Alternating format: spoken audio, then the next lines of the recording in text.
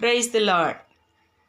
ఈ దినాన జరుగుతున్నటువంటి గృహ కూడికకు అనగా మరి ఇయర్ ఎండింగ్ థ్యాంక్స్ గివింగ్ ప్రేయర్కి ప్రేమతో మిమ్మల్ని అందరినీ ఆహ్వానిస్తున్నాము. 25వ సంవత్సరం అంతా జనవరి మాసం మొదలుకొని ఈ నవంబర్ నెల అంతా కూడా దేవుడు కంచి వేసి మనందరినీ కాపాడుతూ వచ్చారు. ఈ నవంబర్ మాసంలో మరి ప్రతి దినము గృహాల్లో జరుగుతున్నటువంటి కూడికకు మరి ఈ దినాన్ని లక్ష్మ ఆంటీ గృహంలో జరుగుతుంది కనుక మిమ్మల్ని అందరినీ ప్రేమతో ఆహ్వానిస్తున్నాం. ఆంటీ గారు కూడా మిమ్మల్ని ఆహ్వానాన్ని తెలియపరుస్తారు.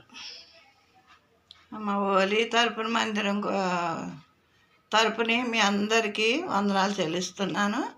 మీరందరూ కలిసి ఈ గృహంలో రావాలి. గృహంలో మా కుటుంబాన్ని మీరందరూ వచ్చి ప్రార్థించాలి. మీరందరూ కలిసి రావాలి. దేవుడు మిమ్మల్ని దీవించునుగాక. ఆమేన్.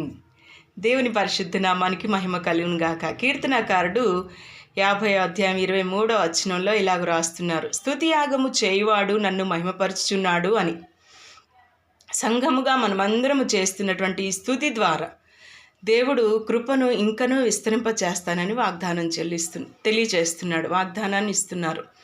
మరి ఈ స్తుతి ద్వారా, స్తుతి యాగము అంటే కంటిన్యూషన్గా జరిగేది, దేవునికి ఆరాధన పరంగా జరిగే ఈ స్తుతి ద్వారా కుటుంబాల యొక్క స్థితిని, గృహాల యొక్క స్థితిని మార్చగలిగిన గొప్ప దేవుడు గనుక మనం చేస్తున్నటువంటి ఈ స్తుతి ద్వారా, గృహాల్లో చేస్తున్నటువంటి స్తుతి ఆరాధనల ద్వారా, స్తుతి యాగము ద్వారా దేవునికి మహిమ కలుగుతుంది. అలాగే గృహాల యొక్క పరిస్థితులను, స్థితిని మార్చగలిగిన గొప్ప దేవుడు గనుక దేవాతి దేవుని ఘనపరచుదాం. మనమందరం చేరి ఆయన నామాన్ని గొప్ప చేద్దాం.